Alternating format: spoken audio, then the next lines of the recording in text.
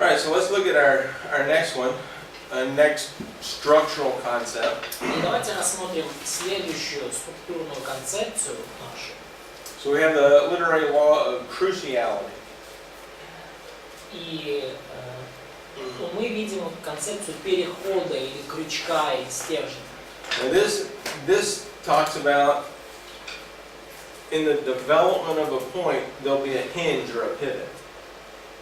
И идея в том, что в развитии идеи, в развитии пункта, да, будет какая-то такая вот петля, какой-то крючок. There'll be a lot of things that lead up to the main point, and then you'll drop off into the main point. И то есть многие вещи будут вести к главному пункту, и потом вас вот на этом вот переходе, на этой петле вас просто вас сбросят просто на главный пункт. For example, in verse 34. Например, Again, Matthew 6. Вот снова наш любимый Матфея 6. He hasn't really said much about tomorrow. И он заканчивает тем, что да, не заботьтесь о завтрашнем дне. But here he says, leave tomorrow alone. Leave tomorrow alone. Yeah, he says, do not worry about tomorrow. Да, он говорит, не заботьтесь о завтрашнем дне, да, ибо завтрашний день сам будет заботиться о своем. And so I guess the hinge there is really verse 33. He moves to the kingdom, and then the final point is everything we've said about tomorrow. Don't worry about it. И то есть вы видите, да, то есть он крючок здесь или переход, он в 33 стихе, да, он говорит 33 стих, царствие, и потом он снова говорит, не забудьте о завтрашнем дне, все, что мы говорили там перед этим, там о завтрашнем дне, все это ерунда, об этом не заботьтесь. Everything up to that point is the Lord's going to take care of all of these things. He takes care of the birds, takes care of the flowers, takes care of you. Потому что все, что до этого говорилось, это то, что Господь заботится обо всех этих вещах. Он о птичках заботится, о цветочках заботится, Он о вас тоже позаботится. But once he mentions the kingdom, но как только упоминается царство, he says, forget all that. Он говорит, все, забудьте обо всем этом. Одежде, еде, питье, там, забудьте. And so you see that change. То есть мы видим вот эту перемену. Понятно или так? Не совсем понятно круг и стержень, как они... Maybe it's, ну, может, образы. Качели, понятно, да? Вот детки на качели. And if you walk up it, then all of a sudden you fall over, and this is not important. То есть ты зашел на качельке, да? Вот в это, да? Ты шел, сюда дошел, и все. Да? Переход. Точка перехода. Точка перехода. The next one, interchange. Следующий пункт – это чередование. And so you want to watch this interchange of certain elements, or going back and forth. И вам нужно наблюдать вот эту замену, да, или чередование определенных элементов. For example, in verse 30. Например, He talks about clothes, Матфея 6:30, да, он говорит про одежду. and then he says today, И он говорит, да, сегодня. and then he says tomorrow, Потом говорит завтра. and then he clothes again. Он говорит одежда. Да? And so this alternating of elements brings your eyes to focus on the main point in the middle. То есть вот это чередование, да, оно сегодня, завтра, оно указывает вам на ключевой пункт в центре всего. The main point is not clothing. Not clothing? Not clothing. Yeah, that's on the outside. The main point here is our relationship with today and tomorrow. То есть основной здесь пункт это не одежда, основной пункт это наши взаимоотношения, наши отношения к сегодняшнему дню и к завтрашнему. And of course, when you get to verse 34, it's stated very clearly. И, конечно же, в 32 стихе эта мысль доносится очень ясно. But you have a hint that this is going to happen earlier in the paragraph. Но у вас уже есть намеки на это. Это уже об этом упоминается ранее в отрывке. А там одевать это в английском переводе у нас на нас как бы подразумевается просто. Ну, просто подразумевается, да. Если же траву полевую одевает, да, подразумевается. Это есть в английском, Тем более вас. которая сегодня есть, а завтра будет брошена в печь, Бог так. Ну да, ну то есть сейчас давайте я по-другому, современный перевод, может точнее немножко структура. Just a second, it's again translation. Если, вот современно хорошо, если Бог так одевает полевую траву, которая сегодня есть, а завтра будет брошена в печь, то не оденет ли Он и вас мгновенно? Да? То есть одевается, то есть меняется вот это сегодня-завтра, и это как бы на этом акцент. The chiastic structures are very much like this. Вот эти вот хиастические, да, помните, да, хиазм, хиастические структуры, они they pretty much like, да? You point to the center. Они все очень похожи друг с другом, они все указывают на центр, да, одевает,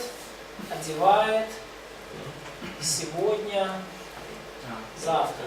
And like Proverbs 1:7. Это как в притчах 1.7, да? The center point of that was wisdom, understanding, and Центральным пунктом там в притчах 1.7 у нас, помните, было, да? Да, мудрость и наставление. А страх Господень, да, и глупцы, которые презирают, это было с двух сторон.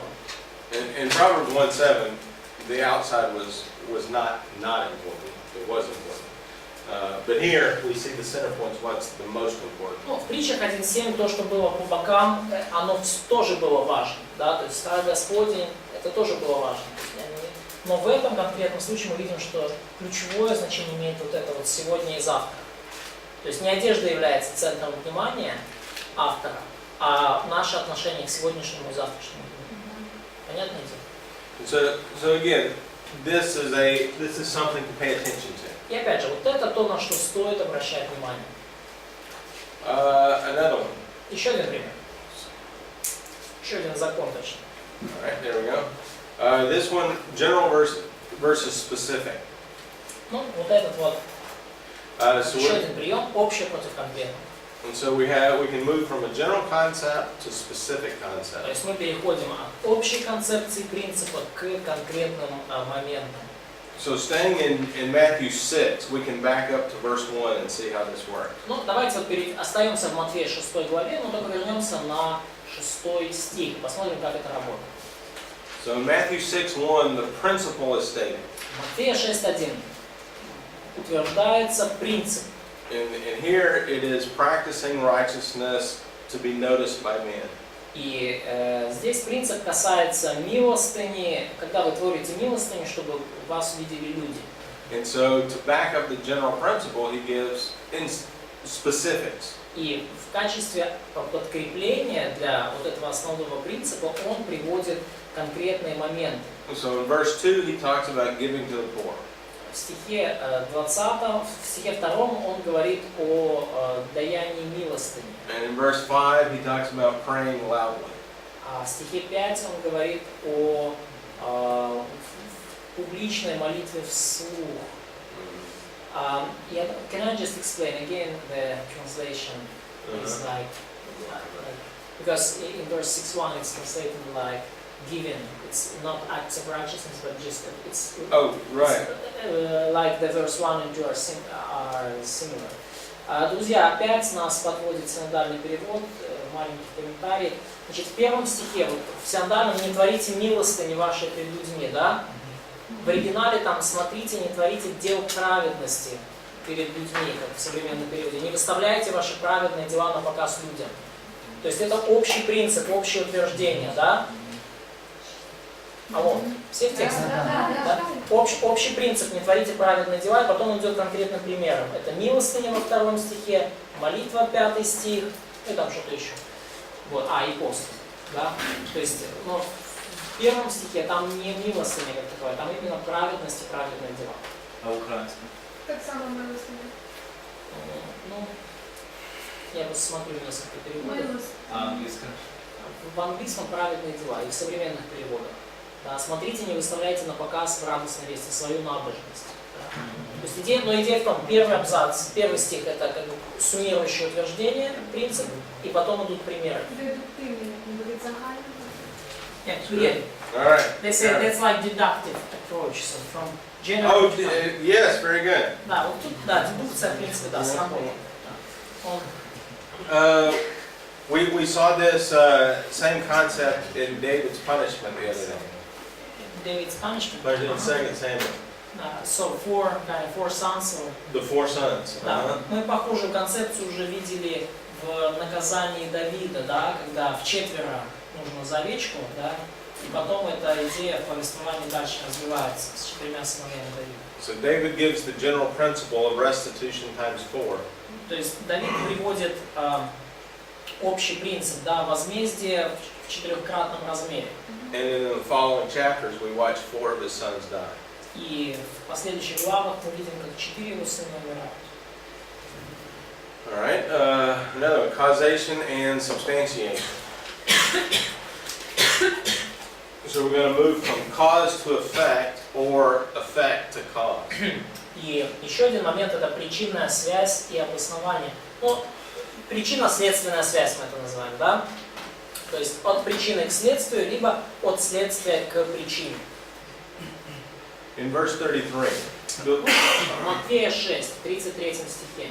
so the Lord says, seek first his kingdom and his righteousness, and these things will be added. И Господь говорит, ищите же прежде Царство Божие и правды Его, и это все приложится вам. So there is a cause in our seeking the kingdom. То есть есть наша причина в том, что мы ищем Царство. The effect is going to be you'll have these requirements. То есть, ну как лучше сказать, не столько причина, да, не мотив наш, то есть, если вы ищете Царство, То буде к чому прилаживать? Царство и приложится. Ищите Царство. То есть, понятно, да, это причина, а это следствие. Ага. То есть, из этого вытекает вот это. So the cause is essentially obedience on our part. То есть, причиной того, что вам все приложится, является послушание с вашей стороны и то, что вы ищете Царство. And the effect is God will take care of your worries. И в результате Бог позаботится обо всем, ну, что вам необходимо. Let's look at Nehemiah 1 as another example of this. И давайте посмотрим еще Неемия 1, еще один пример похожего.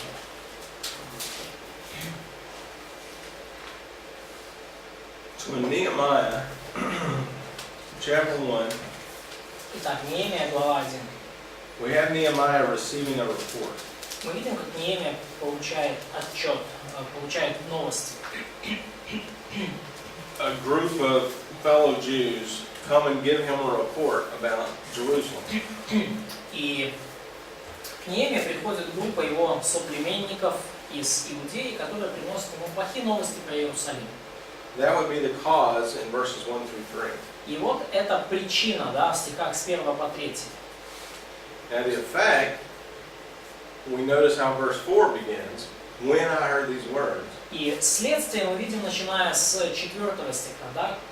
The effect on Nehemiah is mourning and then fasting and praying. В результате этих плохих новостей, услышав эти слова, да, я сел и заплакал, и печален был несколько дней, постился, молился пред Богом Небесным. То есть причина, следствие. Да? Причина. Then we have the content of that prayer in verse 6, specifically, be attentive. И дальше мы видим содержание этой молитвы, особенно в 6 стихе. Specifically, Be attentive, asking the Lord to pay attention. да, то Verse есть 6. мы видим, да, что Неемия просит Бога вот в этой своей молитве обратить внимание. Да будут уши твои внимательные, очи твои отверсты, чтобы услышать молитву раба твоего. And then, also in that prayer, Nehemiah says in verses 8 and 9 to remember your word. И дальше в стихах с 8-9 Неемия молится Богу и просит его помянуть его слово. Помяни слово, которое ты заповедовал рабу твоему Моисею. And he brings up what God said, if we return, then you'll bless us. И он молится, напоминая Богу то, что тот сказал. Если мы обратимся к тебе, ты благословишь нас. Now the rest of the book is going to be related to them going back. И вот The rest of the book is turning the to mind. God. Yeah, turning back to God. Да, и по сути вся оставшаяся часть книги, она как раз и описывает нам вот это обращение назад к Богу, поворот к Богу. And then chapter 2, Nehemiah's prayer is answered. И во втором уже стихе, во второй же главе мы видим, как молитва Неемии получает ответ. So notice how chapter 2 begins. И обратите внимание, как начинается вторая глава. And it came about in that month. In came about, chapter 2, in the month of Nisan, in the 20th year. Yep. And so this happened. And Nehemiah's prayer was answered. So we don't have it, sorry. Oh. And it came about in the months, so. What does he say? Oh, it's like in a month, Nisan. Okay. It's 20, let me check. Слева. Надо всем переходить на современный, что-то уже. Ну, в современном тоже. Oh, И сталося, да, вот в Украине, слава Богу, в принципе. И сталося, да, вот есть вот это. So it's in Hebrew, yes? Okay, yeah, dividing. The first word there, dividing. Да. And so that then becomes a description of Nehemiah's answered prayer. То есть вот это «и сталося» указывает, что все последующие события – это ответ на молитву Неемии. So we have a series of cause and effects. То есть мы видим здесь серию целую, да, причинно-следственных связей. The report is the cause of Nehemiah's prayer. Новости из Иудеи стали причиной молитвы Неемии. Nehemiah's prayer is the cause of God's action. Молитва Неемии стала причиной божественного действия. Бог начал действовать. God opening up the opportunity in chapter 2 is the cause of Nehemiah going back to the city. И Бог начинает действовать, Он дает Неемии определенные возможности, и это является причиной того, что Неемия приходит в город, возвращается в Иерусалим. So again, cause and effect is a very Опять же, important thing вот to watch. здесь вот причинно-следственные вот эти вот переходы очень важны. Let's see. The next one, instrumentation. И дальше еще один инструмент. Андрей, Инструментарий. и было это в иврите, там, да, слово такое? Да, это вы видите, он сказал, да. И сталось, да. И стало так. And so here we want to look for the instrument of bringing about the ends. И вот дальше мы видим инструментарий, средство, приводящее к цели. So back to our passage in Matthew 6. Возвращаемся к нашему любимому Матфею. Looking at verse 26. Откройте 26 стих. We see there that the instrument is the Father feeds them. Вы видите здесь, что как инструментарием, да, достижения цели является то, что Отец Небесный питает их. And in verse 30 it says God clothes them. И в стихе 30, да, то, что Бог одевает траву полевую, да.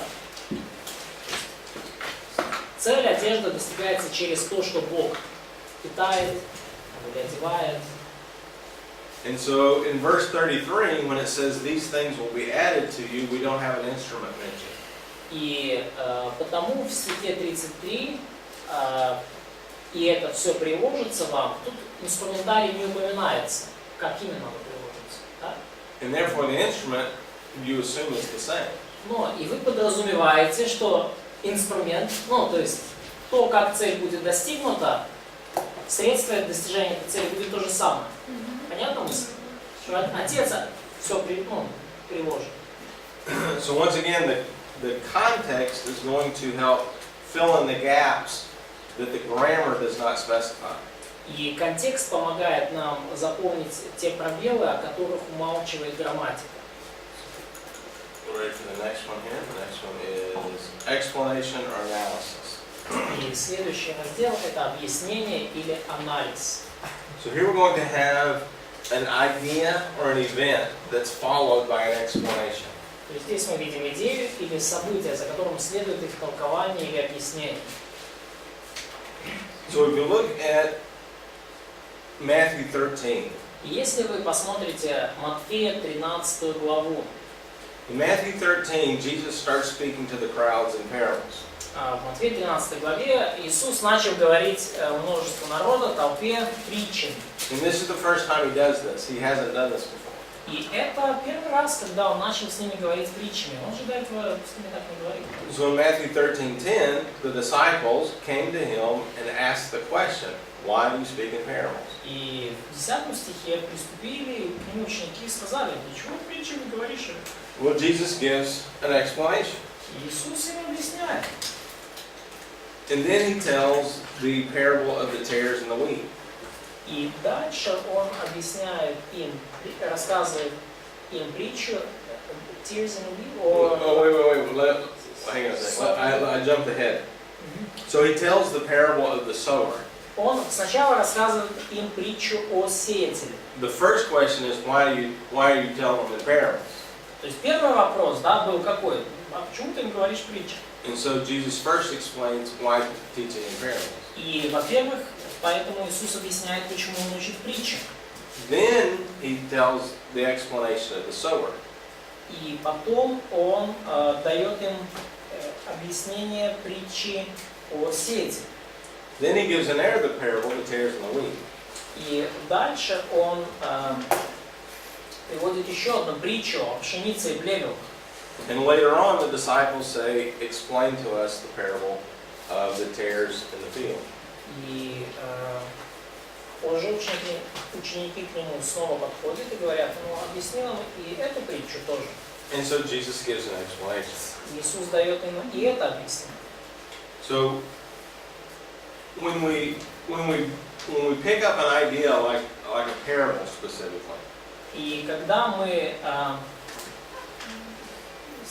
when we have a concept in Scripture and we want an explanation, we want to look in Scripture for the explanation. Да, и если у нас есть какая-то концепция в Писании, какая-то идея, и мы хотим какого-то разъяснения по ней, мы ищем разъяснение в Писании самом. Many times people will want to explain some portion of Scripture and they ignore the explanation that's already there. Порой и довольно часто так случается, что люди хотят объяснить какую-то идею или событие из Писания и объясняют сами, игнорируя то, что уже в Библии написано в объяснении этой идеи. And you want to be careful about that. И вам нужно внимательно к этому относиться, следить за этим. And sometimes it takes a lot of looking. You got to look around to find the explanation. И порой это требует достаточно серьезного рассмотрения, исследования. Вам нужно посмотреть во многих местах, чтобы найти объяснение идеи или текста. For example, the prodigal son. That was a very long parable. Например, притча о блудном сыне была очень длинной. And a lot of people love the middle part about the prodigal son. И очень многим людям нравится средняя часть притчи, ну, собственно, про блудного сына. And so they just tell the prodigal son going away and the father welcoming him home. То есть они просто рассказывают вот про то, как блудный сын нехороший такой собрался, ушел, а потом пришел, и отец его поприветствовал дома. But at the very end of the parable, it's about the older brother. Но в самом конце притчи там же все вокруг старшего брата вертится. The whole point of the parable of the son is that the Pharisees are not rejoicing over someone lost. И вся идея притчи, вся мысль притчи в том, что фарисеи, они не радуются, когда грешники, пропащие, спасаются. It's a very good point and a very true point that God welcomes back the sinner.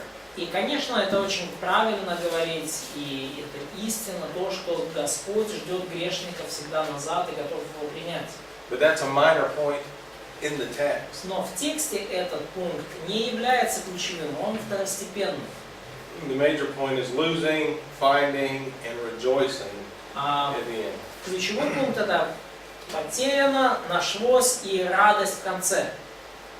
So again, we want to look for explanations, particularly when they're in the text. Потому мы в тексте же ищем объяснения вот этих всех идей или событий, когда, если в тексте таковое объяснение имеется, мы его ищем там. Is preparation or introduction. Следующий пункт это подготовка или введение. Now often there'll be an extended preparation for a storyline. И порой мы встречаем достаточно долгую подготовку перед основной историей. Закладка основания, подготовительные определенные информации. This is particularly true in the Old Testament. Особенно это к Ветхому Завету относится. When you jump into a narrative, there'll be a relatively long explanation of somebody's background. И перед тем, как приступить, собственно, к повествованию, обычно идет достаточно долгое описание бэкграунда, да, то есть что было в прошлом у этих персонажей. Let's look at an example in the book of Judges. Например, рассмотрим пример в книге Судей. Judges chapter, I want to say 9, I think it is. Давайте Судьи. No, 11. Судьи 11 глава. By the way, when you're reading Judges and you read the introduction, the big question to ask is how many things are wrong in this introduction? How many things are lost? Are wrong. Wrong? Yeah. Oh, wrong. Like sinful or like false? Like this doesn't match. Well, we'll get an example here. This doesn't look good. Ага. То есть, когда мы читаем, кстати, все вот эти вводные пояснения в книге Судей, нам нужно всегда отвечать на вопрос, насколько же то, что там написано, плохо, да, то есть, насколько нехорошо пишется про всех этих людей. So, how much it wrong? Can you repeat the question? That's right. How much of this is, how many wrong things can you find in this passage? Да, то есть, задайте вопрос, сколько всяких нехороших подробностей про героев книги Судей вы можете обнаружить в отрывке? Alright, so looking at Judges 11 verse 1. Вот смотрите, Судьи 11 глава, 1 стих. Someone read the first sentence, half of verse 1. First half. Yeah, the first half. Прочитайте кто-то первую половину, первое предложение первого стиха. Первую половину. Ангел Єфтах був хоробрий вояк.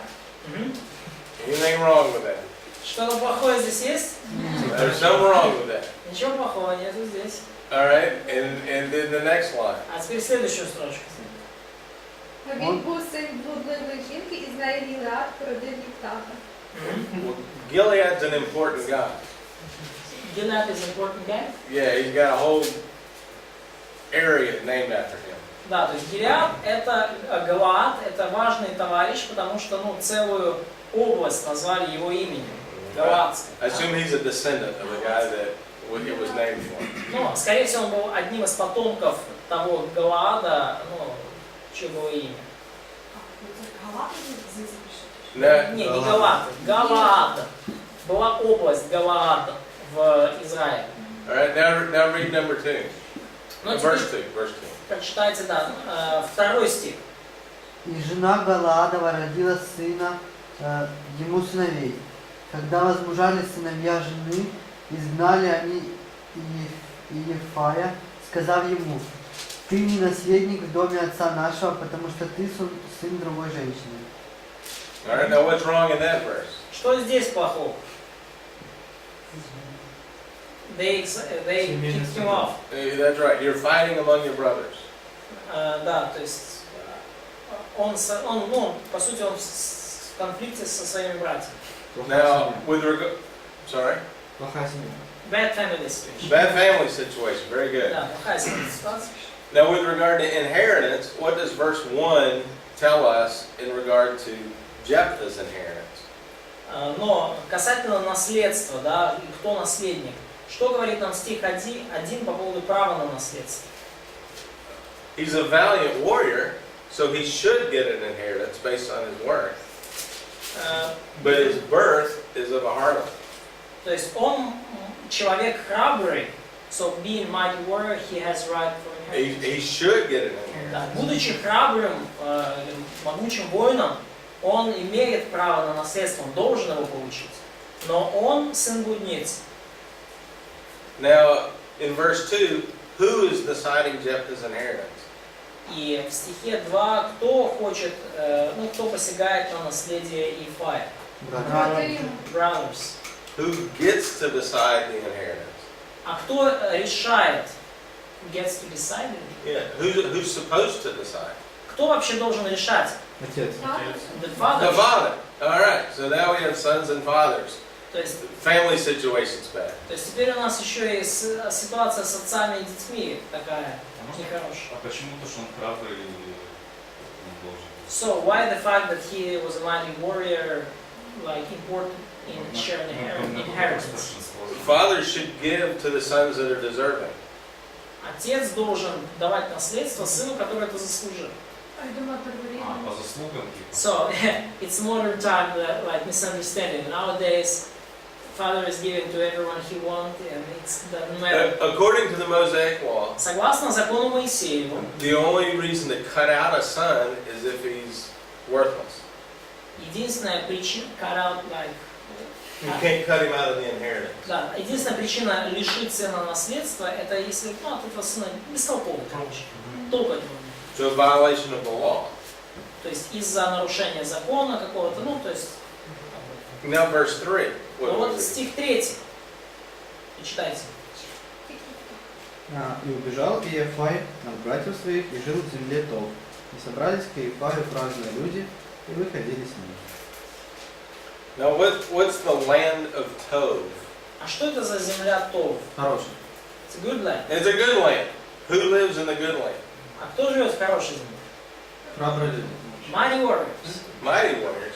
It says worthless fellows, doesn't it? А тут написано Гулящие. разные люди. Как по-украински? Сейчас я современные. Изгои в одном переводе. И искатели приключений в NIV. Голова. Пройдисвиты в Хоменко, да? That's So it. kind of strange people. That's right. Adventurers, I like that. Adventurers. In other words, they're mobsters. Ну, короче, такие бездомные They're in the хиппи. mob. Да. То есть, All right. So now look at 5 and 6. но посмотрите теперь на стихи 5-6. So now we have the leaders of the country Теперь мы видим вот этих руководителей стран, asking a mobster to be their leader, a gangster. которые просят Иефая быть вождем. То есть, кто такой Иефай? Он просто, бригада, да, то есть, такая пацанская, группа, да, и они просят его быть вождем. Okay, so this is part of the preparation for the story. То есть, это вот подготовка к истории, здесь закладывается фундамент. And so if you're reading this and there's a guy with a bell, about every phrase or two he's going to go bing bing bing bing as you read along, because it's just how many things are wrong.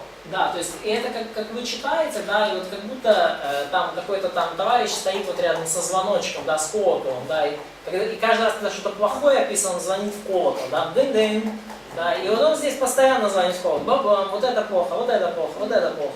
And so as the judges progress, they get worse as you go along. И, кстати, когда по ходу книги Судей вы просто видите, что все становится хуже и хуже, и мужик с колоколом звонит просто And you'll notice the introductions get longer.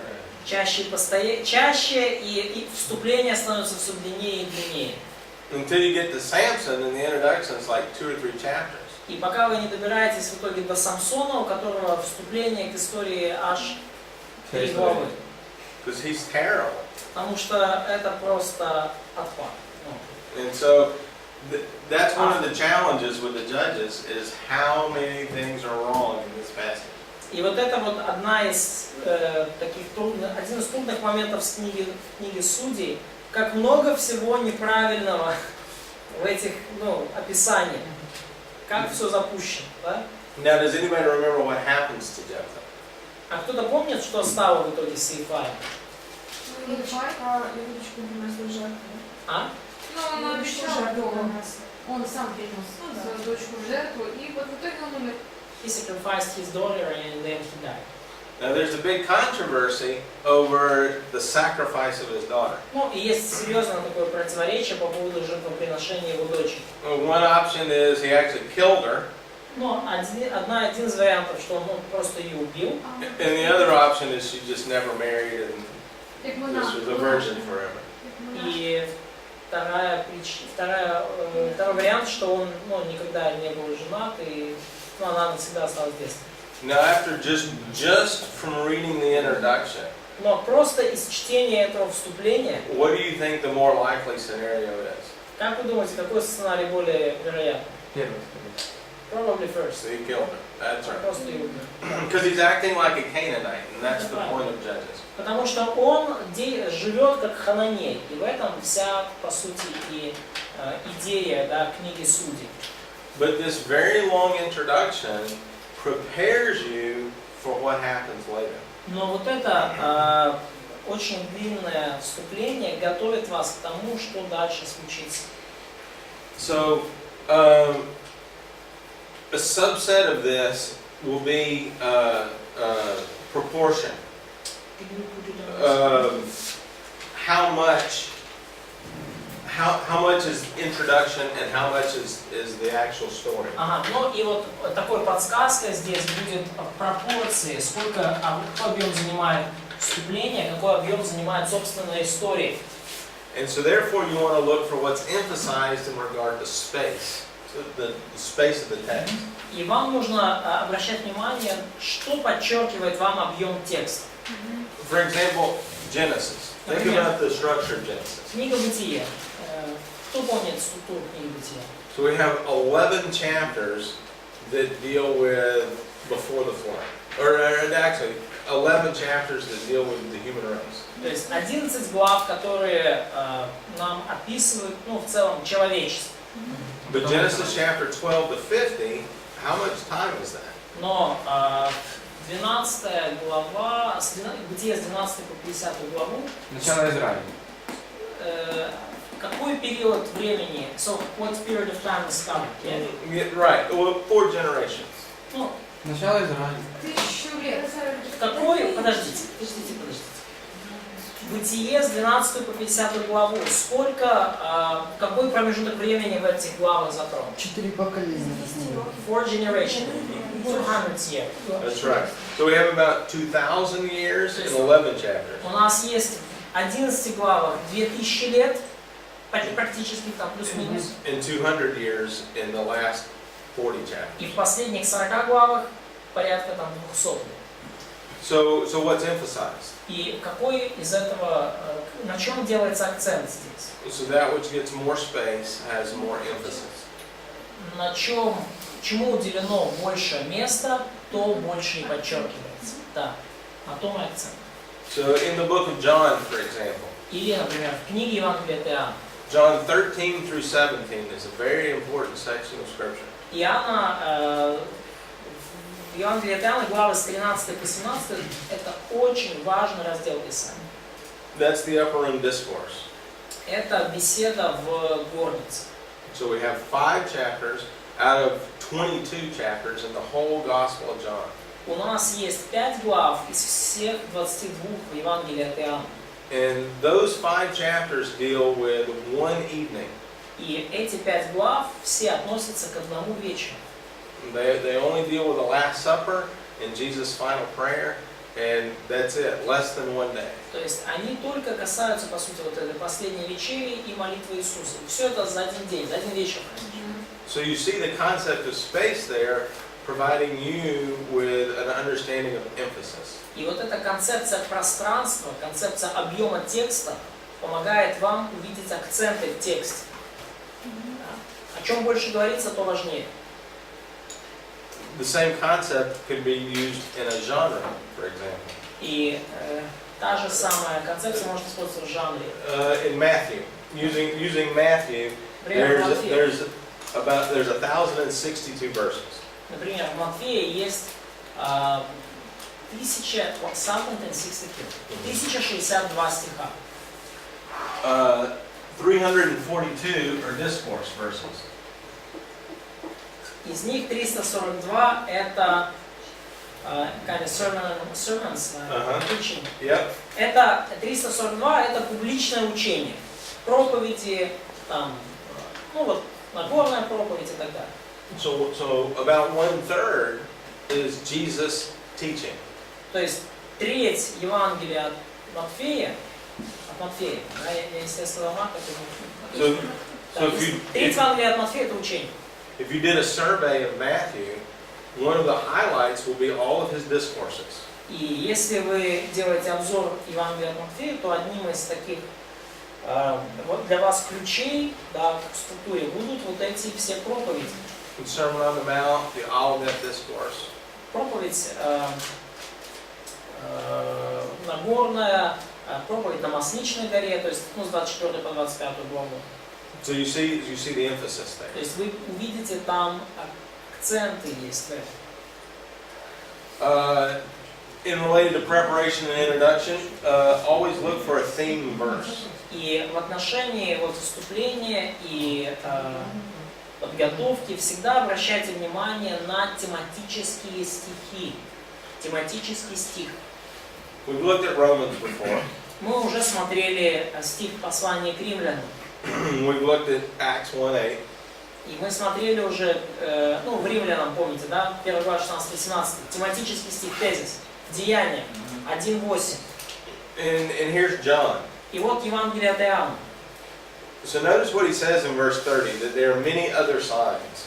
И помните, что он говорит, 20 глава, 30 стих, что много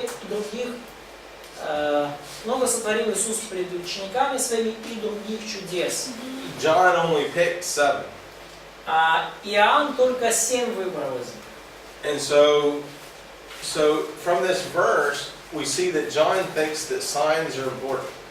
И из этого стиха мы видим, что Иоанн выбранные им чудеса считал важными.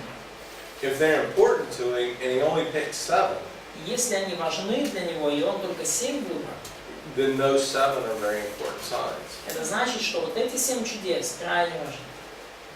And those signs are going to point us to believing something about Jesus. И эти 7 чудес должны нас привести к тому, чтобы мы уверовали в Иисуса Христа, Сына Божьего. And so that speaks to his purpose. И вот в стихе 31 он говорит, в стихе 20-31 он говорит о своей цели. Сие же написано, дабы вы уверовали, что Иисус есть Христос, Сын Божий, и веруя имели жизнь во имя Его. 1 John 1 is very similar. 1 Иоанна 1, очень... 1 John 1. John 1 through 7, actually. 1 Иоанна, 1 глава, с 1 по 7 стих. 1 John 1, 1 through 7. Yes. 1 Иоанна 1, с 1 по 7 стих. Now looking at 1 John 1:1, notice how he starts. Но обратите внимание, 1 Иоанна 1:1. Обратите внимание, как он начинает. Now would this remind you of something else? Напоминает ли вам это что-то? О том, что было от начала, что мы слышали, что видели? It reminds us about the gospel. Very good. It reminds us of John 1:1. Хорошо, это напоминает нам Иоанна 1:1. Не послание, а Евангелие. Now how does John 1:1, the gospel, how does that start? Но как начинается Евангелие от Иоанна? Вначале было слово. In the beginning there was, in the beginning was the word. Now what does that emphasize? What is John emphasizing in his gospel about Jesus? И что подчеркивает Иоанн в своем Евангелии насчет Иисуса? He was in the beginning. He was in the beginning, and therefore he was Он был в начале, и потому он был Бог. God. God Бог. and the Creator. И In the Творец. next verses, he created everything. И в последующих стихах мы читаем, что он сотворил все. Альфа и Омега. Alpha and Omega in the end. I'm sorry? In the end of Revelation, like Alpha and Omega. Very good. That's very good. Now how does this start out? Но как начинается 1 Иоанна? In this beginning, what's going on? О том, ну, вот, то есть в этом начале что происходит? Мы были сначала, We were, in the beginning, where we were eyewitnesses. Eyewitnesses. Now look how John describes this eyewitness concept. И посмотрите, вот как Иоанн описывает вот эту саму концепцию очевидца, свидетеля. He goes through all the senses. Он описывает все органы чувств. This is very touchy-feely. Очень такое, ну, да, просто всеми фибрами, да, то есть можно почувствовать. We heard him, we saw him, we grabbed him. Мы видели очами, мы рассматривали, осязали руки наши. Now we've already talked about the key terms in here of fellowship and joy. И fellowship Fellowship and да, и joy. мы уже говорили здесь, что два ключевых термина 1 Иоанна – это общение и радость. But does the way this beginning, does that contribute to a concept of fellowship and joy? Но то, как начинается книга, вносит ли какой-то вклад вот в концепцию общения и радости? Go ahead. Yes, of course. Ну, она приобщает нас к апостолам, ну, к нему. It kind of gives us fellowship. It puts us together with apostles. That's right. And this Unites us is, with apostles. is about the word of life. И вот это вот, да, в первом стихе, да, это слово жизни. So when you have fellowship with somebody, you're hearing them, you're seeing them, you're touching them. All of these are terms of fellowship. Когда вы общаетесь с кем-то, да, вы их видите, вы их слышите, вы, может, даже к ним прикасаетесь. Все термины, связанные с общением. And so the rest of the book of John, you can see these concepts of fellowship come out. И на протяжении всей вот этой книги 1 Иоанна вы видите, как проясняется концепция общения. But again, the introduction helps prepare us for that understanding. Но вступление уже в книге помогает нам подготовиться к этому пониманию.